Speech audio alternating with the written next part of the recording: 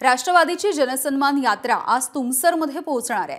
आज सकाळी 11 वाजता ही यात्रा भंडाऱ्यामध्ये दाखल होईल, तर दुपारी नेहरू ग्राउंडवरती भव्य सभेचं आयोजन करण्यात आलंय। दरम्यान राष्ट्रवादीचे आमदार राजू कारेमोरे यांनी महायुती सरकारने सुरू केलेली लाडकी बहीण योजना म्हणजे महाराष्ट्रामध्ये घडलेला चमत्कार आहे अशी प्रतिक्रिया दिली आहे। तर तुमसर मोहाडी विधानसभेच्या दावेदारीवरून ही आमची विनिंग सीट आहे, त्यामुळे मला वाटतं की ही सीट मलाच मिळायला हवी। शेवटी पक्षात याचा निर्णय करेल असं सुद्धा राष्ट्रवादीचे आमदार राजू कारेमोरे यांनी म्हटलंय।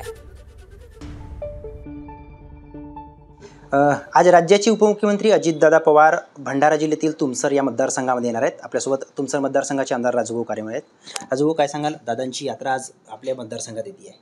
आपला खूप दिवसानंतर दादा आज आपल्या भंडारा जिल्ह्याच्या तुमसर या नगरीमध्ये येत आहेत आणि खूप आपला माता भगिनीमध्ये जनतेमध्ये आपला खूप उत्साहाचं वातावरण आहे।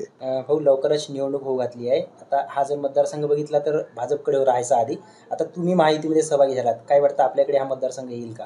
कारण त्यांचा पण दावा आहे त्याच्यावर। पहा साहेब, आता तर आपला सध्या तर सर्व पक्ष जे आहेत म्हणजे महायुतीतले आणि महाआघाडीचे सर्व पक्ष आपला त्यांचे उमेदवार पक्ष पूर्ण जय्यत तयारी करत आहेत।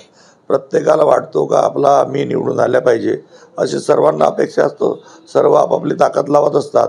आता राष्ट्रवादी काँग्रेस पक्षाबद्दल बोलायचं झालं तर ते स्टँडिंग आमदार असल्यामुळे आणि सत्ताधारी पक्ष असल्यामुळे आपला इथेही आपला सर्व जे आपला राष्ट्रवादी काँग्रेस पक्षाचे जे कार्यकर्ते आहेत ते आपला जनप्रतिनिधी आहेत, त्यांना सर्वांना वाटते का आपला आम्हाला तिकीट भेटल्या पाहिजे, मलाही वाटते का मला भेटल्या पाहिजे।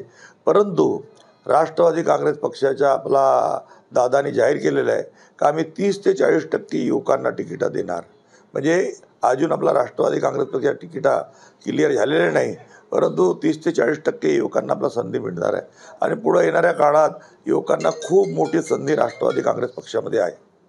तर निश्चितपणे हे होते आमदार राजूभाऊ कारेमोरे, जे सध्या आता तुमसर मोहाडी विधानसभेचे आमदार आहेत। त्यांनी पक्ष त्यांच्यासोबत न्याय करेल, त्यांना तिकीट मिळेल, युवकांना संधी मिळेल अशी अपेक्षा त्यांनी यावेळी व्यक्त केली आहे।